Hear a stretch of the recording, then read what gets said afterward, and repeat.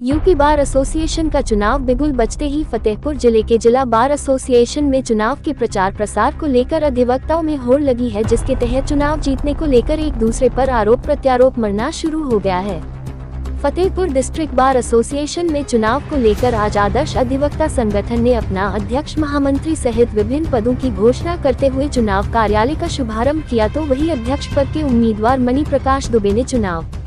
कार्यालय का शुभारंभ करने के बाद अधिवक्ताओं को अपने पक्ष में वोट करने की अपील करने के दौरान मीडिया से मुखातिब होते हुए कहा कि इस बार चुनाव को जात पात के आधार पर बांटने का प्रयास किया जा रहा है। कुछ अधिवक्ता साथी जो कभी अधिवक्ताओं के सुख दुख में नहीं रहे, वह अचानक से चुनाव में आकर खड़े हो गए हैं और चुनाव को जाति और धर्म की ओर ले जाने का प्रयास कर रहे हैं। लेकिन अधिवक्ता साथी जानते हैं कि लगातार 35 वर्षों से मैं अधिवक्ताओं के दुख सुख में उनके साथ खड़ा रहा हूं, जिसका मुझे फायदा मिलेगा। बार एसोसिएशन चुनाव का आगाज हो गया है। आज से ही मैंने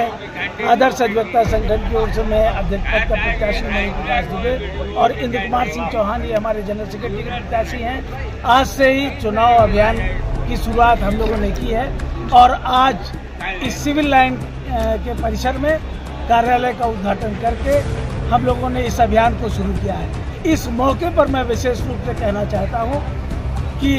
मेरी 35 वर्षों की वकालत में जिस तरह से भी मैंने अधिवक्ताओं के कल्याण के लिए काम किया है, उसको ध्यान में रख करके हमारा अधिवक्ता साथी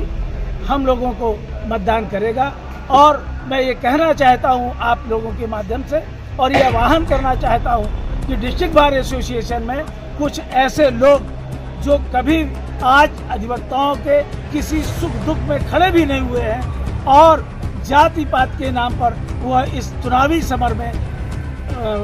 अपने लिए इस्टेब्लिश करना चाहते हैं, तो मैं आम अधिवक्ताओं से कहना चाहता हूं कि आपको यह ध्यान देना पड़ेगा कि जिन लोगों ने भी